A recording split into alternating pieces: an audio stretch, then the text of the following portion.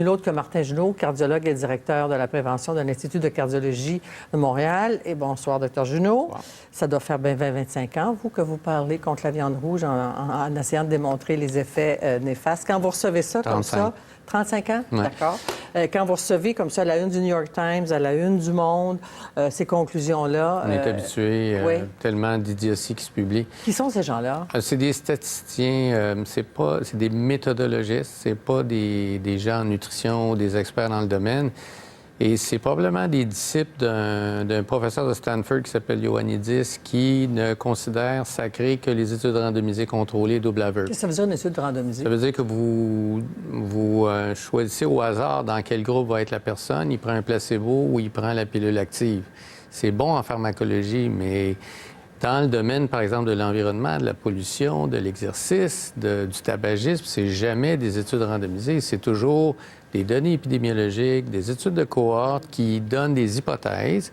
Après ça, on fait des études en laboratoire sur des animaux, sur des humains à court terme. Puis là, on prend tout ça puis on dit, bien, ça a du sens. Les mécanismes font du sens, puis ça corrobore les données de cohorte. Ils prétendent avoir étudié quoi, 61 articles sur 55 populations, ils ont 4 millions de personnes. Ils ont exclu des études randomisées de grande valeur. On ne sait pas pourquoi. L'étude de Lyon, par exemple, l'étude Prédimed.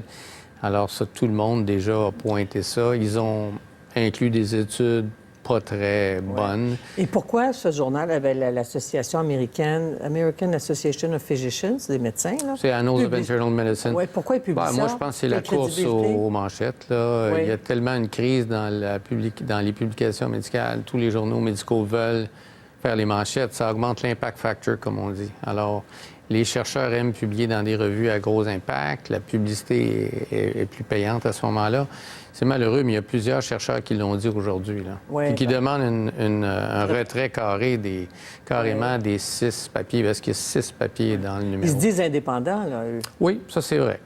J'ai pas vu de lien. Moi, j'ai regardé comme il faut. Il n'y a aucun lien avec une industrie quelconque. Parce qu'on pourrait penser qu'il y a comme un lobby de... Bien, Marion Nestlé, qui est une chercheure connue dans le domaine de la nutrition depuis longtemps, qui étudie beaucoup les lobbies, elle le cherche, là. Elle dit, c'est étonnant qu'avoir écrit autant de sottises, il n'y ait pas quelqu'un derrière, là. Ah oui? Bon. Mais c'est parce qu'il y a des couches vraiment de choses mal faites dans les... Il recommande de s'en tenir à 4 portions de viande rouge par semaine. Bien, oui, puis ce qui est curieux, c'est que leurs propres données montrent qu'il y a un bénéfice à manger moins de viande puis à moins manger de charcuterie. Oui, mais on le sait.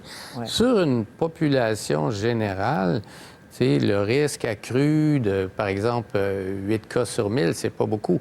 Mais sur 300 millions d'Américains ou sur le Canada au complet, ça fait beaucoup de vies sauvées ou de maladies sauvées. Il faut regarder ça d'un point de vue populationnel. Mais c'est vrai que pour vous, comme individu, le risque est petit, le risque absolu de manger plus de charcuterie. Bien, ça dépend à combien. Mais pourquoi? C'est ça. Si vous en mangez une fois par semaine, c'est pas grave, mais quelqu'un qui dirait, suite à l'étude, bien, moi, je vais manger du bacon tous les matins avec la mode céto, là, eh bien, c'est clair que c'est très mauvais, autant pour le cœur, le cancer, le cerveau, etc. Ça discrédite la science, le genre de ça. Bien, c'est dommage, parce que... Mais votre clientèle, à vous faites ça à longueur de journée? Oui, c'est sûr que je vais en entendre parler. Comme je vous dis, même mes collègues m'en parlent dans les corridors. « Hey, la viande rouge! » Bon, alors, il faut toujours revenir sur les grands...